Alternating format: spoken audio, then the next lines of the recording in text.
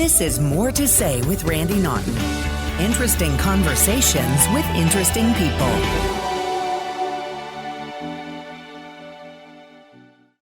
And we welcome you into another edition of More to Say with Randy Naughton. It's the podcast where we have interesting conversations with interesting people. I've been doing this since I left Fox 2, going on 4 years ago, this coming July, if you can believe it. It's crazy. And it airs everywhere you get your podcast, all streaming platforms. And of course, every Sunday on KTRS 550 AM radio. Wouldn't be able to do this without some of our sponsors, STL Medical Weight Loss. Dr. Joe Molesky is changing lives for people. You too can feel the Dr. Joe difference. Go to stlmedweightloss.com.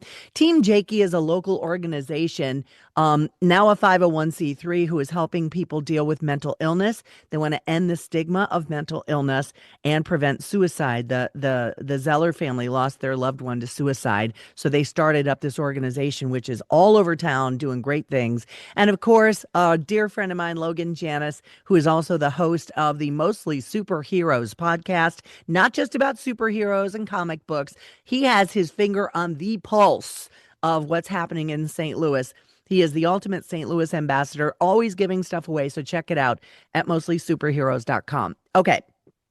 So today I thought we would talk to somebody who St. Louisans and beyond have known for years and years, decades even, on Fox 2. My time at Fox 2 was spent mainly with a gentleman named Mr. Tim Ezell. And we thought we would also invite John Pertzborn, my longtime on-air anchor at Fox 2, to join in on the convo.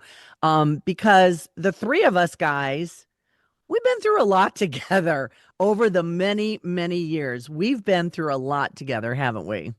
Oh, yeah. My gosh, yes. Unbelievable. It reminds me of that show that used to be on Fox called Survivor. Really? Why? Well, everybody was on the island. We never knew who would survive, who would be the last to go. And it looks like, Tim, you're the last to go. Yeah. Tim, you just recently announced that you're stepping away from your TV duties, and you paid your last visit to the Fox 2, hallways, newsroom, prop closet, as we call it. Because you're stepping away because of your health issues. For those who don't know, and we'll talk a little deeper about that later on in our conversation. Why did you decide to do this now? Well, it just, in a word, I'm not dependable. I don't, from day to day, I don't know what there's days when I wake up and I go, I can still do this job. But then there's other days, and then a day will come and I'm like, yeah, there's no way I could do this. Yeah, I mean, it was time. If I can't do the job the way it needs to be done and with the energy it deserves, and the effort it deserves, then I don't want to halfway do it. Well, there were some days where you had some close calls with your health on the air. And for those who don't know, Tim has been diagnosed with Parkinson's disease, and you've been dealing with for how many years now, Timmy?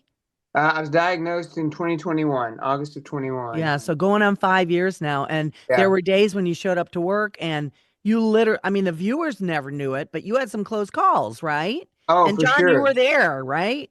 Absolutely. Tim, tell us some of that when it first started. Yeah, so there would be times when all of a sudden I'd have some like cognition stall, or my mobility would be slow motion, or rigidity would set in. In fact, my last day on August 29th, I was at the Botanical Garden for the Japanese festival, and I was with the sumo wrestlers, and I almost blacked out live on the air. And I could hear their voices, so I looked in that direction. I couldn't see anything but black. You just kind of heard whoa, whoa, whoa in the background, right? Yeah, and they're right there. I'm like, I can hear they're coming from that direction, so I'll face that way. And Doug Larson was the photographer that morning, and he's like, he saw it. He had his finger on the button to go to black because he saw it was close. And that morning I had been late getting up, so I had to meet him at the Botanical Garden, where usually I meet the photographer and we'd ride together. Right. So I had to drive to get back to do the 9 a.m. On my drive back, my dystonia kicked in, where my muscles all tensed up, my toes curled under my feet, and my arms kind of tightened up like this. And so I'm white knuckling it to get to work. To do the 9 a.m. show, and I'm like, what am I doing? and this is just nonsense. So I went to Olivia, the news director's office. I said, I just need some time to Yeah. process and figure out what next steps are. We're at the Yeah. time, were you thinking I can beat this, I can continue, or was it I'm just going to continue to do this as long as I'm able? I said I'm going to fight this thing. I'm going to try every opportunity, every treatment possibility that I can get my hands on or hear about. I'm going to give it a go and see what works. But that on August 29th, my thought wasn't I was done. I just thought maybe I'm done for a while. Maybe I just need to get some rest. But yeah, I think in the back of my mind, I knew the day was coming. I just didn't know how soon. And were you being encouraged by your family at all? I mean, obviously encouraged, support by Kim, your wife, Lexi, Andrew, and Hallie, of course, all your children, who I Yeah, can't believe how grown they are now. It's just blowing yeah, my mind. Did they say, "Dad, it's enough"? Did they give you the signal to say, "Come on"? But I know you'll show up, unless you yeah. get that kick in the pants. Did they do that for you?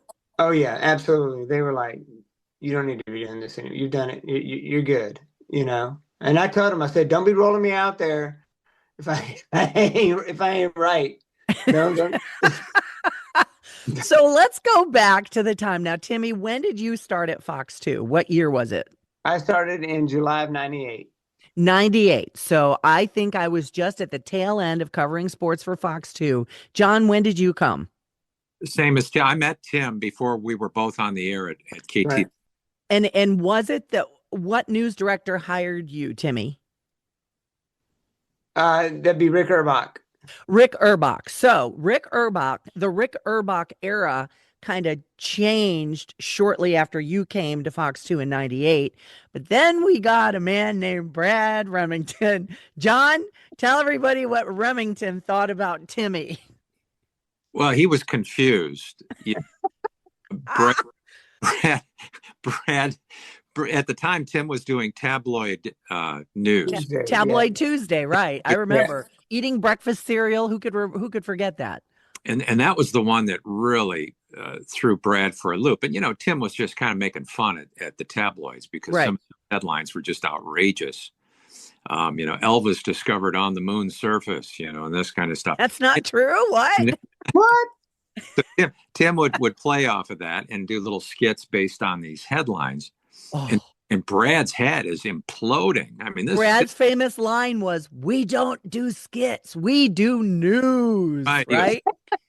And the first thing he did was Tim had a tabloid stand in front of his desk with all the tabloids lined up from that month. And Brad came and says, "We got to get this out of here. People are going to think we're getting our news from the tabloids." Yeah. Brad was a news guy and a I tell very, you, very good news guy. I said, Brad, we don't get our news from the tabloids. That's where we verify it. Oh, you did not. Yeah, I And did. Brad had a sense of humor, but to a certain degree. Timmy, did you Yeah. ever feel like you were kind of skating on seriously thin ice at times? To some extent, but he was always willing. Brad had a rough exterior, but on the interior, he appreciated what I did, but not always how I did it. Right, right. So he had some discussions with me, but Brad and I mean, I never was really at odds with Brad. Yeah. I mean, it was just kind of like he tolerated me, maybe. He kind of shook his head and slapped his forehead and Yeah. oh my gosh. So John, you and I sat on the anchor desk on the morning show for a total of 23 years together. Wow. This is again after I left sports, and you and I, John, saw every single live shot that Tim Ezell ever did. I mean, from dressing like Elvis to going to festivals to hot air balloons to bucking Bronco bulls in the back, you name it. Can you, John, figure out or think about what one of your most memorable Tim Ezell live shots was? Oh, there were so many. There was one where he went So up many. in an air balloon and he thought he had landed in a foreign country. And What? I think, he I went don't up. remember that. Yeah, he probably landed 5 miles from where he took off, but he lands and he's running up to people. Do you speak English? These people like, yeah, I speak English. Yeah, we're in Millstadt, Illinois. Yeah. And Timmy, as I understand it, there were, even though obviously loved by the masses, loved by your coworkers and colleagues, there were some people who were not very welcoming to you. Can you remember some of those where you were Oh, yeah. chastised, kicked off the property? You tell us. Oh, yeah. Well, we had one place in the hot air balloon. Can we land there? No, you cannot. We got denied access. We were going down somewhere, but they weren't letting us land on their property. I had one when I first started. There was this older woman who would call every day. I'm sick of that Tim Ezell. Get him off the air. And then every day, that's it. This time I'm not watching anymore. And like finally, I'm like, just stop watching. You keep calling. Wasn't there a time where you really hacked off the people at Busch Stadium? Yeah. So Tell us about that. so it was opening day, and they sent us down to do live shots at Busch Stadium. As they do, yeah. Yeah, and the live truck operator that I was with, I mean, I didn't know the ins and outs of parking at Busch Stadium because I never covered sports there. But first thing we did wrong is Mike Bertani, the PR guy. Yeah, field operations. He's in charge of the field. Right. The grounds keep, and we parked in his spot, number one. That was, and then, so he was already upset about that. Then he walked out and noticed that me and Terry Black from Super Smokers had set up a grill in right field. Oh. Like on the warning track or on the warning grass? track. Yeah, we weren't on the grass. We were on the warning track. And he came out and boy, he read me the riot act. Every word in the book, he's just on me. And the next live, so we go from grilling in right field. The next live shot, we're out by the Mutual statue. You're outside the stadium. Cast out. Sorry, we got kicked out of Busch Stadium. And then we got kicked out of the Rams locker room that time when we were going live in there. And there's Marshall Faulk getting dressed and Kurt Warner's over there. And they came in and you're rolling live in the locker room when guys are stripping and getting naked. You get kind of, I didn't know that was going to happen, but Right. But the equipment manager invited us in. What'd you say, John? I said, how would he know? It's a locker room, Right. They weren't worried about it. But that was the thing that people, like you said, you got the phone call from the lady every day. Timmy, people loved you or they hated you, but they watched because everybody knew what Tim Ezell's going to do. And I don't care if I was Madonna or Mick Jagger. If I walked into a room with Tim Ezell, and I'm sure, John, you can back me up, people would gravitate towards Tim, right? Right. I remember one day we were short of reporters and there was some breaking news story. Tim, you might remember. And they said, all we've got is Tim. So they said, send Tim. And you showed up, I think the fire department, St. Louis Fire Department was there. And they were wondering, what's so funny about this? What's Tim doing here? Yeah, I did. I was one live shot. Susan, when Susan was our executive producer, she said, there's a fire. We got to send you. We got to send you. So they sent me. I'm standing in front doing a live shot, and somebody drove by and goes, "Hey, Ezell, you gonna eat cereal in that burning building?" Oh no, they did not. And you can hear it completely over there. Was that the only breaking news or real news live shot you've done? Because I know you've done storm coverage once we had bad weather. Yeah. I think 9/11 they sent you on some stuff, didn't they? Yeah. The one I remember is the City Museum had a fire, and they sent me out to that, and I'm interviewing some people, and I'm just standing there watching. This guy goes, "Hey, Tim Ezell, what's going on, man? I watch the show all the time." I'm like, "Oh, thanks." I go, "What are you doing here?" He goes, "Oh man, I was on the second floor. I jumped out of the window and was helping people out. I got about 3 people out." I go, "You want to talk to me about that?" Yeah, that's a scoop, there. Man. Yeah, that's a scoop. There was a just day by being there. The sheriff of St. Clair County, the late Merle Justice, called me. Oh my gosh! And he said, "Hey, Pertzborn, can we get Ezell over here? We've got this new interactive video situation where we get training equipment, like an active shooting. And I said, yeah. And I sold the executive producer on it. Tim was all for it. And Tim, you take it away from there. That first hit, that live report was the only one we received. You see how I'm sitting right now? That is how we ended up on live TV after this. Tim, explain what happened.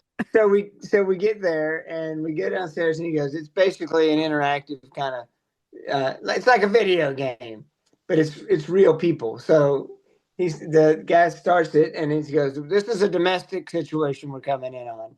And then we're walking through the house and he opens the door and there's this guy on a bed choking this woman. I'm killing you. I'm killing you. This is on live morning TV. Live on air. And so the officer explains to me, first I tell him, I try to use verbal commands. Step away from the young lady, sir. I'm going to kill her. And he goes, then I had to use deadly force. He unloads. And he goes, as you can see, I got 7 kill shots. And I'm like, and that's back in the days when we still had pagers. We weren't even out of the live shot. My belt's about to fall off. I'm shaking so hard. And Susan's like, get out of there. We cannot have that. And Susan has a deep Southern accent. I'm not making fun of her. No. It's just how she speaks still. And There. she said, you cannot be there. There was another OMG moment when you were down at the convention center for some auto show or big truck thing. I don't know what it was. And then Car show. Was it the car show? And then wasn't it like outside the building? Explain what happened there to me. So we were taking a ride. That week they were allowing you to do rides with a drifter. Get somebody who would go out and do the slides. They peel out and spin. Yeah. And so we'd done it before. So we come peeling out and we start drifting on Cole Street. Well, they forgot to block off Cole Street. So we're in mid-morning traffic. There's cars, there's pedestrians. John and I are like, oh my God, he's going to kill somebody. And I'm yelling out, get some. Yeah. Get some. That's your time. Oh my gosh. John, I'm what like, about people music? don't look like they know we're going to be here. Yeah, exactly. John, what about some memorable music videos or snippets that Tim did? What's some of your most memorable? Can you remember? The one I can't live without is White Tea. Yes. The first. The rap song In Front of the Arch. Yeah. And he was like in the vernacular of the layman, they call it a wife beater. It's just one of those T-shirts, and and he's sniffing it, and his baby's throwing up on him. Oh, Tim, it was a classic. It was a classic, and wasn't Angel James, one of our producers, in it, and her little kid was in it, and you got a lot. That was a classic. One that sticks out to me was it the Dukes of Hazzard? Where I was Merle Justice, and this was at the old station. Smokey the Bandit. Yes. Merle Justice. Yeah. That's what John mentioned. No, and then T. Justice, I think, was in the Smokey. Rupert T. Justice. Rupert T. Right. And then another one, Timmy used to spoof Oscar-nominated movies, and thank you very much. I was in one of the highest-rated ones called The Fartist. Yes. Which that was a hit, Timmy. And by the way, anybody listening or watching, just Google The Fartist, Tim Ezell, and you'll know what we're talking about. You came up with some. Yeah. Hey, that was a classic. It won Best Picture that year. I know it did. The Fartist won Best Picture. Timmy, and you won Best Actress. I did. I have the little statue, I think, on my shelf back here somewhere. I did. I didn't do much, but I didn't have to. So silent but deadly. Yeah. What, John? I was so envious of your award. I wanted so badly to win that one year, but I just didn't have the talent. Well, at one time back in the day, I did kind of entertain the thought of being an actor. And, my husband's like, you probably could have been a good actor. And I'm like, probably, but they're all nuts. Yes. So, yeah, I'll be a serious news person anyway. Timmy. Well, that's a lot of why what I did worked, was because y'all played with me. I had playmates. Everybody on the show was willing to play. And it would have never worked if I'd have pitched back and okay, well, But John, There bought was in. one in particular, right, John, where Timmy did something and I could not contain myself. I needed you to reel me in. This Yeah, was it was a South County Mall Christmas time. yeah Christmas time. The Skyfox Yes. was flying in with Santa Claus. And I think Tim was on the ground. He was the welcoming committee, dressed up like Yeah. Elf with Yeah. the curly shoes and the little outfit and the hat. And Santa lands. Tim got so excited, he began to run toward the helicopter. And we were worried about the blades, chopping off his little hat. But he just kept going. And in the process, his little pants started falling down. And On live on TV. TV, and he kind of looked at first like a little hip hop guy, with showing too much underwear, but then it was all the way down. He did. There was no coming back from that, Timmy. And No. I laughed my butt off so hard. The snort laughs, and John's trying to calm me down because Right. we have like a serious news segment coming up next. That was one of my favorite moments, Tim. Yeah, that kind of was a part of the inspiration for the no bottom jeans video. They were because I have no bottom to hold up the jeans. Right. Exactly. Same, brother. Same. And let's not forget, you've been injured numerous times doing some of these things for Fox 2. Name all of your injuries. Only two workman comp claims. That was the bull riding incident where I tore my bicep tendon off the bone. That was when you were trying to be a bucking bronco on an actual bull in the back parking lot. Yes. And it threw you into the fence. And then Yes. And then the other was when I swam headfirst into a swimming pool wall and broke my nose. you were at the Maryland Heights Community Center testing out the new slide and underwater because you had contacts in, right? You didn't want to open up your eyeballs. Well, I opened my eyeballs at first and I saw what I thought was the ladder, and I just did one good stroke, and which Boom. I think if I can generate that much force to break my nose with one stroke, I probably should have been an Olympic swimmer. And you either came back. Either that or I'm just really frail. You came back to the station. I'm like, bruh, your nose is broke. Because it was over here and you're going, I don't know, I think it'll be okay. I go, you have a broken nose. And I asked the surgeon, will you do it live on the morning show, do the surgery? No.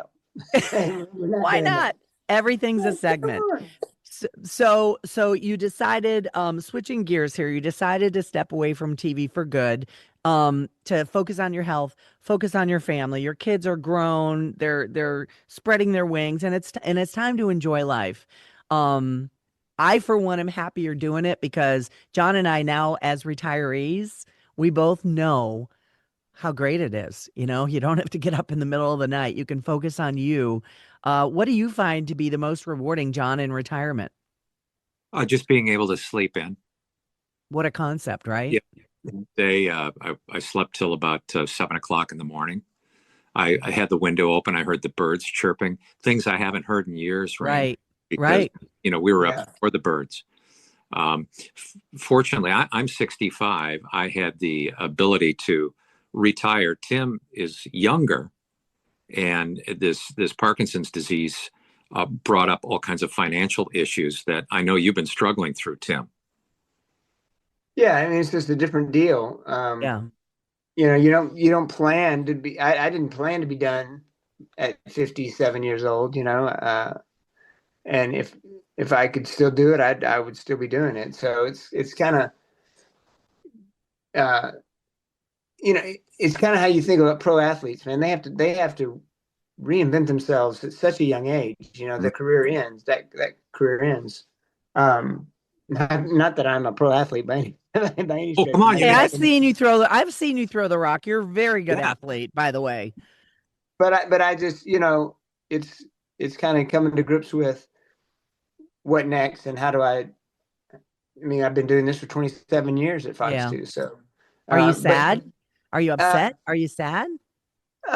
It's bittersweet. Yeah, it's bittersweet. I miss going out in the mornings and meeting people and getting to step into their world and hear their stories and share those with others. So, and I miss the people we work with. I said it yesterday. There's not a better group of people than at Fox 2. The Right. people we worked with were unbelievable.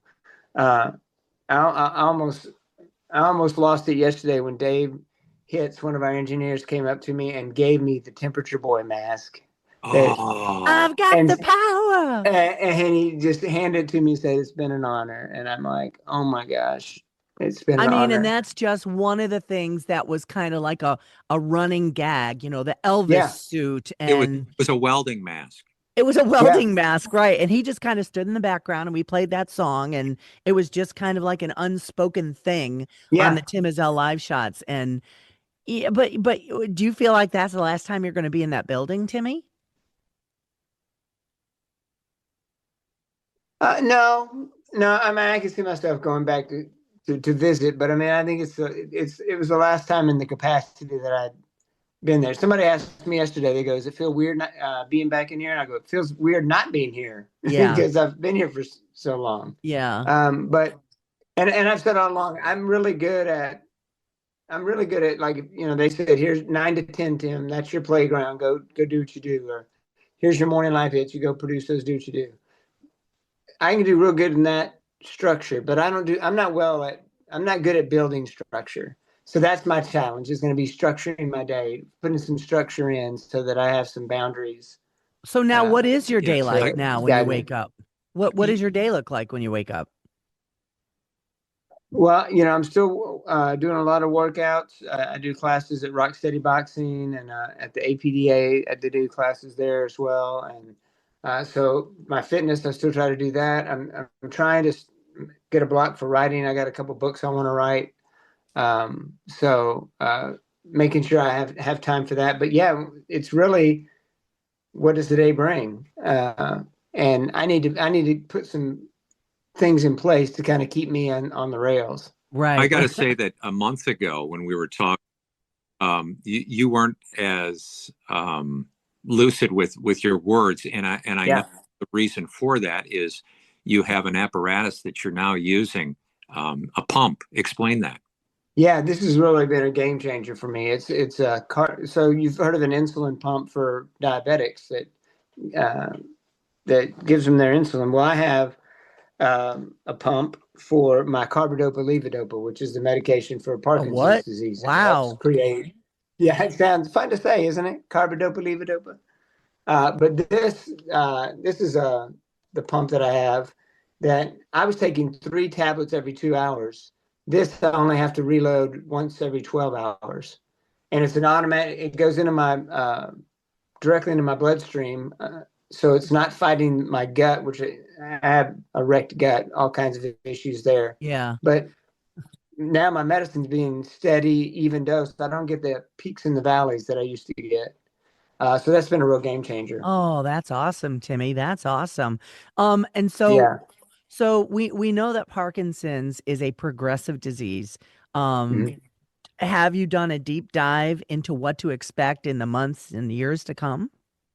Yeah, I mean, it's just more frequency and intensity of the symptoms. My main symptoms are balance, lack of balance, slow motion movement, some cognitive slowdown, um, dyskinesia, involuntary movement, and dystonia, which is that's when my toes curl under and the muscles tense up.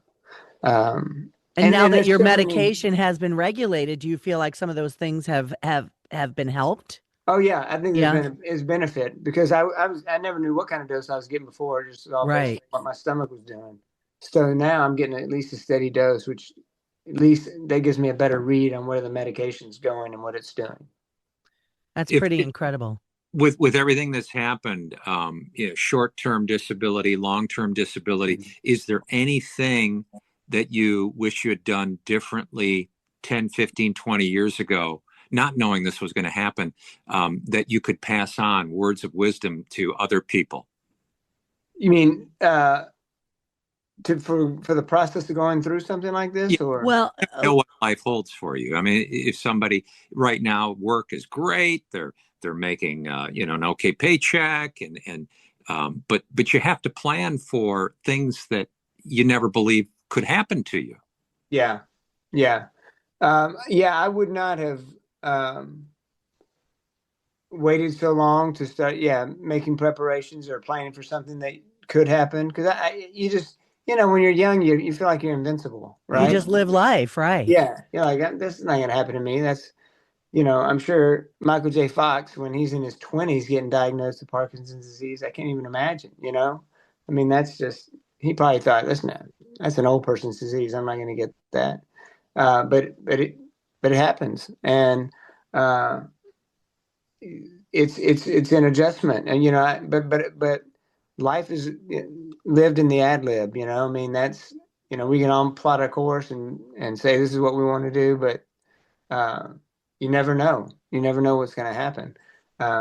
So you got to be prepared for any. So yeah, I would have done more preparation on that end for sure, but I also, I wouldn't change a thing as far as, I mean, I enjoyed every minute that I was able to do what I did. It was definitely a calling.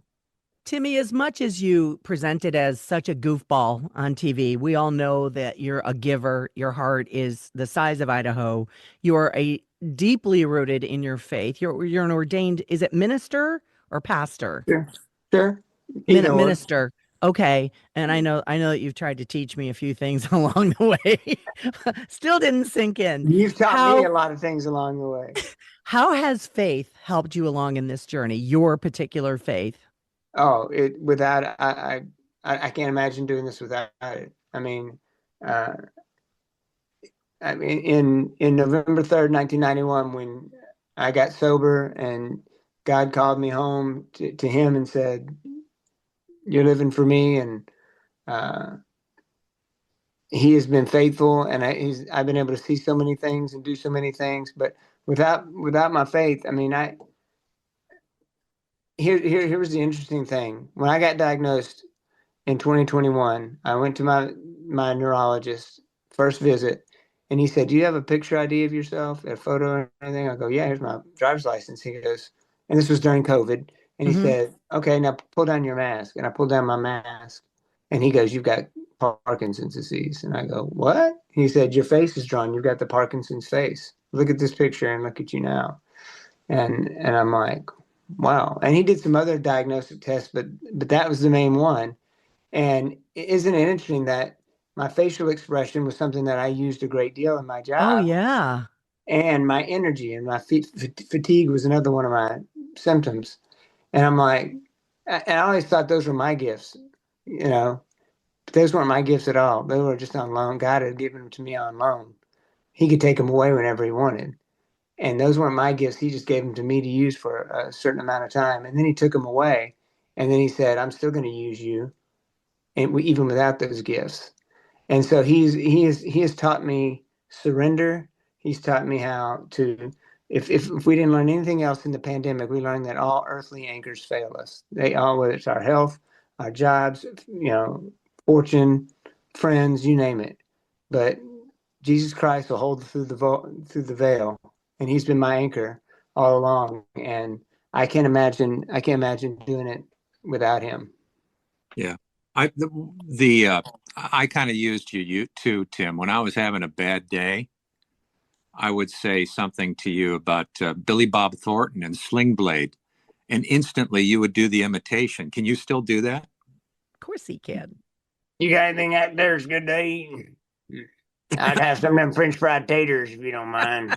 You still got it, Timmy. I don't care what anybody says. That will never ever go away with you. So with all that said, coming up on April 17th, there is an event which honors Tim Ezell. Honors Tim Ezell. And I know you're a humble guy. You're like, ah, shucks. I don't want that, but it's happening, man. This It's is April happening. 17th at, is it called the Orlando Banquet Hall, Orlando's in Orlando Maryland? Gardens. Mhm. Orlando Garden in Maryland Heights, called Faith Over Fear, if I recall correctly. Yes. John, can you explain for those listening and hearing how what's going on that evening and how people might be able to get be a part of it? I have no idea. They just contact me when You they're have no idea. Wait a minute. so I know that Tim will be on stage for much of this. At one time they were saying there would be a game show. Are you smarter than an anchor man? And they said, you're going to be doing that. And I'm like, oh my God, thanks. All right, I'll get up there. There's going to be a silent auction, an oral auction, some incredible sports memorabilia. And Randy and I were both talking, Tim. You were cleaning out the prop closet at Fox 2. Are we going to see any of those items up for bid? I don't know about up for bid, but there's going to be a photo area where we're going to bring some of those props from the prop closet that if people want to dress up in some of the costumes and take pictures, they're going to be able to do that. Oh, I'm going to be all over that. That's good. Is the elf? Do you still have the elf costume? Elf costume will be there. Yeah. With the pants that fell, because that might be my favorite. Yeah, those will be there, as well as the Ford Tempo bumper necklace. Chris Bling. Yes. Yeah. Yeah. So tell us about the evening, Timmy, as best that you can recall. It's called Faith Over Fear, and it's happening on Friday, April 17th. I'm looking at the calendar, and it's just going to be a night honoring you and food. Yeah, food. They have pretty good food there. Yeah, it's going to be pretty good food. John's all about the food. Is there any John's famous line every day? Is there any food on the 9 a.m.? What are you doing? That boy stopped bringing his lunch. I'm like, what? Where is your lunch, bro? Yeah, it's going to be a great time. All my family's going to be there. Most of my family's going to be there. So they're going to be participating in some of the activities. So that should be fun. Yeah, and we're just going to kind of tell the story. Just tell the story of the journey of coming to Fox 2 and what all God has done in and through it. And we're going to have a lot of laughs. That's the game plan. Some surprises that for me, I don't even know everything that's taking place. Oh, good. Yeah. So Margie Ellisor will be emceeing it. And yeah, they've kept me kind of in the dark, which is okay. Well, and I they kept love me in the dark too, because they know I've got a big mouth. It wouldn't be a surprise. It's going to be good. It's going to be good. Well, I can't wait. I reminisced the other day when we left our station at Berthold, because I was moving some stuff around in my house. And in fact, it's right in the next room. Do you remember the glass blocks that we got from the old station? I still have that. And I thought about it. Were you there when they blew up the arena, Timmy? Right next door? Yes. And then when they knocked the old station down, we all got those glass blocks to kind of keep as a memento. And I still have it. My husband's like, what is this thing doing here? I'm like, it's part of my history. So right. Yeah, I got an exclusive interview with a rat that survived the implosion at the. Oh, I remember that. Yeah. You know what, John? Hold that thought. I'm going to be right back. I got to get a couple of things from the other rooms. Stand by. You guys yap amongst yourselves. I think she's using that as an excuse to go to the ladies' room. Well, whatever it takes. She's in the middle of this radio interview, this podcast, and she gets up and leaves. Hey, it's her prerogative. That's right. So what time does this all begin? And tickets are still available, correct? Yeah. Where do people get tickets, Timmy? That's a good question. I think it's on the. Well, you could just Google Faith Over Fear, Tim Ezell, and then it'll pop up. You'll get it. Yeah. But what I wanted to show you guys was my Oscar for winning. Oh, yes. And it looks like crap.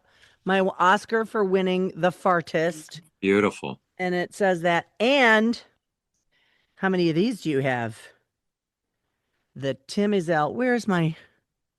Do you see me? I can't see you. You see me? Come on. Okay, wait a minute. There it is. Oh, there it is. Tim Ezell bobblehead. The bobblehead. There it is. This is on my shelf. Because you're the only one I ever have met in broadcasting who has their own bobblehead. Isn't that crazy? Yeah. It's kind of they're kind of fragile, kind of like the real thing. Yeah. And it has, what does it have on the back? It says 8 a.m. Roadshow, your Fox 2 t-shirt, and it says Tim Ezell and a Fox 2 patch on the little thing. So, see, I do keep some stuff. Yeah, those are keepsakes for sure. For life, man. For life. I mean, that's gold plastic plated. It's good stuff. Trophies. It's high quality. Right. High quality. Well, so so this is, what is it? Thursday? No, today's Thursday. What do you have planned today, Timmy? What are you doing? I'm planning to get a workout in. Okay. I'm gonna go do a weight workout today. Hopefully do some writing, and I got to do some things around this house. We got family coming. Oh, I Oh. love it. And John, what about you today? I'm having a lug nut problem with my Subaru Forester. I got to go to Christian Brothers and have my lug nuts fixed. I got a lug nut problem. And you know what? I understand How many 100% times have what we you're had saying. that? I Yeah. know. How many times? Well, Yeah. Timmy, I cannot wait to see you and give you a big hug on the 17th. I will definitely be there for the Faith Over Fear event. And for anybody who wants to get tickets, just Google Faith Over Fear, Tim Ezell, April 17th at Orlando Gardens in Maryland Heights. And it's going to be a great, great evening of fellowship, of fun, Fox 2 family. I mean, I think there's going to be a lot of really great Insta moments there, don't you? Oh, Yeah. absolutely, absolutely. You put Tim, those people in a room, something's gonna happen. Are you going to wear your pajamas, or are you going to dress up this time?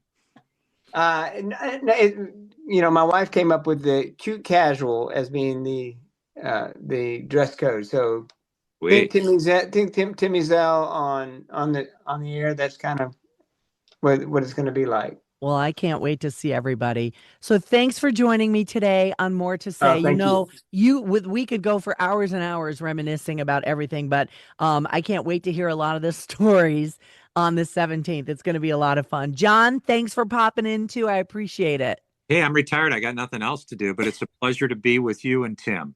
Hopefully You got you'll a get that lug nut problem lug too, nut problem taken care of. And thanks to everyone for joining us on the More to Say podcast. We really appreciate it. Our sponsors, Team Jakey, STL Medical Weight Loss, and of course, my friend Logan Janis from the Mostly Superheroes podcast. If you want to follow me on social media, I'm pretty much everywhere. These podcasts are pretty much everywhere, wherever you get your podcasts. And of course, every Sunday on the Big 550 KTRS. Thank you for joining us, everyone. Until next time. Thanks, Randy. This has been More to Say with Randy Naughton. Interesting conversations with interesting people.